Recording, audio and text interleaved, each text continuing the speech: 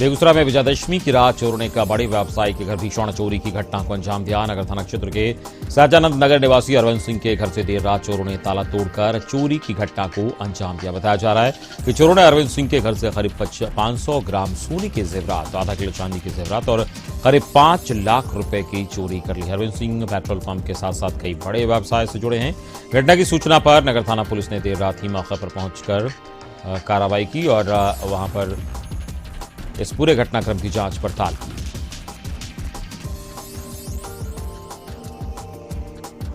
खगड़िया में एक यात्रियों से भरा ऑटो ट्रक की ठोकर के बाद सड़क पर पलट गया। इस हादसे में ऑटो सवार एक महिला सहित 3 लोगों की मौत हो गई, जबकि 8 यात्री इस घटना में घायल हुए हैं। मरने वालों में एक महिला, एक युवक और एक 6 साल का बच्चा शामिल है। मृतक तीनों लोग एक ही परिवार के हैं। सभी यात्री महेशकुट बाजार में दुर्गा मेला देखकर ऑटो पर सवार होकर अपने घर गौछारी लौट रहे थे। इस दौरान पीछे से आ रहे ट्रक ने ऑटो को धक्का मार दिया, जिससे ऑटो पलट गया। घटना जिले के महेशकुट थाना इलाके के हरंगी टोला की है। सीवान में इन दिनों अपराधियों के हौसले बुलंद होते दिख रहे हैं। लगातार जिले के विभिन्न थाना क्षेत्रों से अपराधियों ने कई घटनाओं को अंजाम दिया है और बीती रात सोए हुए हालत में ज्योत यादव नामक व्यक्ति को अपराधियों ने गोली मार दी। घटना महाराजगंज थाना क्षेत्र की है। बताया जा रहा है कि ज्योत यादव अपने मकान में सोया हुआ था और चाबी 4 की संख्या में घर में घुसे अपराधियों ने इसे गोली मार दी। हालांकि गोली जान में लगी, जिसके बाद परिजनों ने उसे सीवान सदर अस्पताल में ही भर्ती कराया, जहां पर उसका इलाज चल रहा है। और इधर घटना की जानकारी मिलने के बाद पुलिस मौके पर पहुंचकर छानबीन में जुट गई है। गैसुला के मोहनपुर गांव की निवासी श्रीमती देवी को उसके गांव के दबंग व्यक्तियों ने बेरहमी से पिटाई की। महिला की बेरहमी से पिटाई करने वालों के खिलाफ आवेदन देकर कार्रवाई की मांग की है। मोहनपुर थाना प्रभारी के द्वारा पीड़ित परिवार के ही घर में 5 बार छापेमारी कर उसे केस समझौता करने के लिए धमकाया गया।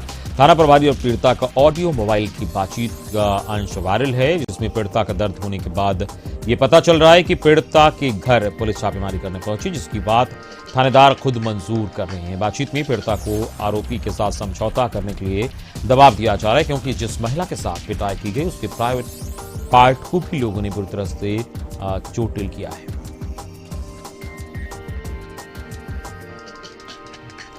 कड़ी सुरक्षा के बीच रोसड़ा के प्रसिद्ध दुर्गा मैया सहित सभी शहर के स्थापित 14 दुर्गा मां की प्रतिमा को पास के गंडक नदी में विसर्जित किया गया। वहीं ग्रामीण क्षेत्रों के विभिन्न पूजा पंडालों में स्थापित मां दुर्गा की प्रतिमा को मां के जयकारा के बीच गांव के पोखर तालाब में ले जाकर अगली सुबह विसर्जित किया गया। इधर रोसड़ा बड़ी दुर्गा मैया के विसर्जन के दौरान काफी संख्या में शहर और ग्रामीण क्षेत्रों के लोगों की भीड़ बढ़ी हुई थी। स्थानीय प्रशासन की देखरेख में हजारों की संख्या में भक्तगण अपने कंधे पर मां की प्रतिमा को लेकर रोसड़ा शहर के दुर्गा स्थान सिनेमा चौक, महावीर चौक, गुदरी बाजार होते पास की गंडक नदी में विसर्जित किया गया, जहां मां के दर्शन के लिए लोगों की भीड़ उमड़ी हुई थी। मां के स्वागत में शहर के सभी मुख्य चौक पर स्थानीय लोगों और व्यापारियों के द्वारा रंगोली बनाई गई थी।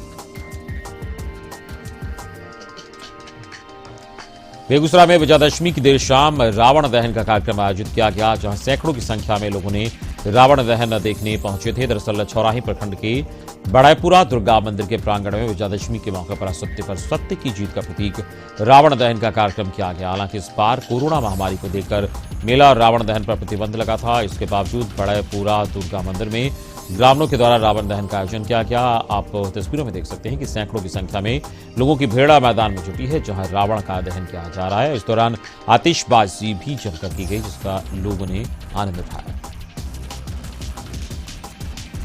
दशहरा के अवसर पर विक्रम दुल्हिन बाजार, पालीगंज और विक्रम प्रखंड मुख्यालय सहित विभिन्न गांव में स्थापित प्रतिमा को श्रद्धा और भक्तिमय वातावरण में जल स्रोतों से धूमधाम से विसर्जित किया गया। नाचते गाते युवा की टोली प्रतिमा की झांकी निकालकर जयकारा के साथ मां दुर्गा और अन्य देवी देवताओं की प्रतिमा को श्रद्धालु भक्तों द्वारा श्रद्धा और भक्ति से विसर्जित किया गया। वहीं विसर्जन के दौरान पुलिस की भी चौकसी देखने को मिली। प्रतिमा विसर्जन के साथ शारदीय नवरात्र, दशहरा का पावन पर्व और दशहरा महोत्सव संपन्न हो गया। कड़ी सुरक्षा के बीच रोसड़ा के प्रसिद्ध दुर्गा मैया सहित सभी शहर के स्थापित 14 दुर्गा मां के प्रतिमा को पास की गंडक नदी में विसर्जित किया गया। वहां ग्रामीण क्षेत्रों के विभिन्न पूजा पंडालों में स्थापित मां दुर्गा के प्रतिमा को मां के जयकारे के बीच गांव के पोखर तालाब में ले जाकर अगली सुबह विसर्जित किया गया। इधर रोसड़ा बड़ी दुर्गा मैया के विसर्जन के दौरान काफी संख्या में शहर और ग्रामीण क्षेत्रों के लोगों की भीड़ उमड़ी थी। लखीसराय में शारदीय नवरात्र की समाप्ति के बाद दुर्गा प्रतिमाओं के विसर्जन का सिलसिला शुरू हुआ। शिव दुर्गा मंदिर थाना चौक स्थापित मां दुर्गा की प्रतिमा को विसर्जित करने से पूर्व शोभा यात्रा निकाली गई, जो नगर भ्रमण करते हुए बालगुद्दर स्थित हरुहर नदी पहुंची, जहां मां दुर्गा की प्रतिमा का विसर्जन किया गया। इस दौरान समिति के सदस्य काफी संख्या में मौजूद रहे। विसर्जन के पूर्व मां की आरती की गई। देश भर में विजयदशमी के पर्व को असत्य पर सत्य की जीत के रूप में मनाया जाता है और प्रतीक स्वरूप रावण के पुतले का दहन सदियों से किया जाता है। लेकिन बिहार के मुस्लिम बहुल किशनगंज जिले में लोग रावण और मेघनाथ का मंदिर बनाकर उसकी पूजा करते हैं, जहां ये पूरी तरह सत्य है। जिले के कोचा धामन प्रखंड के काशीबाड़ी गांव में रावण का भव्य मंदिर वर्षों से बना हुआ है और मंदिर में 10 सिर वाले रावण की प्रतिमा स्थापित है। बंगाल की खाड़ी में चक्रवाती तूफान के सक्रिय होने से झारखंड के मौसम में बदलाव की संभावना है। तेज हवाओं के साथ बारिश की आशंका को देखते हुए मौसम विभाग ने येलो अलर्ट जारी किया है। चक्रवात के चलते राज्य में 17 अक्टूबर तक मौसम का मिजाज बिगड़े रहने की आशंका है। योगापट्टी थाना के पडरौन में हुई घटना का जायजा लेने पहुंचे मुकेश यादव जिलाध्यक्ष युवा राजद पीड़ित परिजनों से मिले। गुस्से में सरकार पर हमला बोलते हुए कहा कि आज पूरे जिले में गुंडों का राज चल रहा है और सत्ताधारी विधायक गुंडों को सजा दिलाने के बजाय पीड़ित परिवार को धमका और डरा रहे हैं। स्थानीय लोगों के कहने के अनुसार प्रशासन घटना के 2 घंटे बाद पहुंची। लखीसराय में उत्पाद विभाग की टीम ने बाईपास रोड में कार्रवाई पर 15 कार्टन विदेशी शराब को जब्त किया है। शराब टेम्पो के जरिए झारखंड से सहरसा ले जाई जा रही थी। गुप्त सूचना के आधार पर उत्पाद विभाग ने बाईपास रोड में जब एक टेम्पो को रोका तो पुलिस को देखते ही ड्राइवर फरार हो गया। इस दौरान पुलिस ने धंधेबाज को गिरफ्तार कर लिया। पुलिस ने जब टेम्पो की तलाशी ली तो टेम्पो के अंदर तहखाने में छिपाकर रखे गए 15 कार्टन विदेशी शराब को बरामद किया गया है। कभी नक्सलियों का गढ़ माना जाने वाला पेशरार प्रखंड इन दिनों अपनी हसीन वादियों के लिए चर्चा में है। पेशरार की वादियां अब बदल रही है। राज्य के पूर्व मुख्यमंत्री रघुवर दास भी कई मौकों पर पेशरार की तारीफ कर चुके हैं। अति नक्सल प्रभावित होने के कारण इस इलाके में मनमोहक प्राकृतिक नजारे कभी पर्यटकों के सामने नहीं आ सकते, लेकिन पुलिस की सक्रियता के कारण इस इलाके से अब नक्सलियों का खौफ खत्म हो चुका है। ऐसे में सरकार पेशरार में पर्यटन के विकास की पहल कर रही है। नक्सलियों ने इस खूबसूरती को कभी बाहरी दुनिया से जुड़ने नहीं दिया था। आसपास के गांव में बसे लोग भी दहशत और आतंक के साए में रहते हैं। नवरात्र के अंतिम दिन यानी विजयदशमी के मौके पर राजधानी पटना की मारूफगंज और महाराजगंज बड़ी देवी जी का खोइछा मेलन पुरानी सिटी कोर्ट के पास हर साल की तरह इस साल भी भक्तिभाव अंदाज में किया गया। सदियों से चली आ रही खोइछा मेलन का मनोरम दृश्य देख श्रद्धालु भाव विभोर हो गए और सभी श्रद्धालु ने नामाकुल से बड़ी और छोटी देवी माता को विदाई दी। गौरतलब है कि श्रद्धालु इस मेलन का वहंगम दृश्य को देखने का भी नहीं भूलते। विजयदशमी के दिन सबसे बड़ा कार्यक्रम आयोजित किया जाता है। घंटों इंतजार कर श्रद्धालु माता का खोइछा मेलन कार्यक्रम में भाग लेते हैं और माता का जगराता करते हैं। आरती के साथ मां का खोइछा मेलन कराया जाता है। बंगाल की खाड़ी में चक्रवाती तूफान की सक्रिय होने से झारखंड के मौसम में बदलाव की संभावना है। तेज हवाओं के साथ बारिश की आशंका को देखते हुए मौसम विभाग ने येलो अलर्ट जारी किया। चक्रवात के चलते राज्य में 17 अक्टूबर तक मौसम का मिजाज बिगड़े रहने की आशंका है।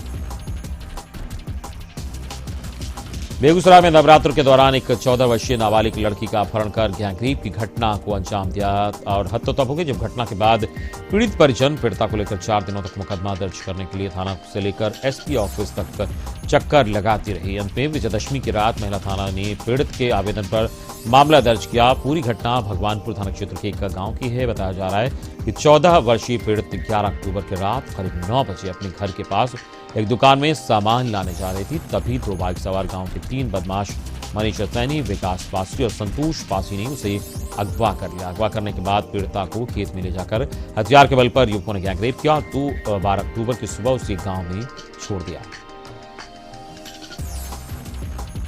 पटना सिटी के मारूफगंज की बड़ी देवी जी की शोभा यात्रा में हजारों की संख्या में लोग भाग लिए और वहीं जगह जगह माला अर्पण कर आरती का कार्यक्रम किया गया।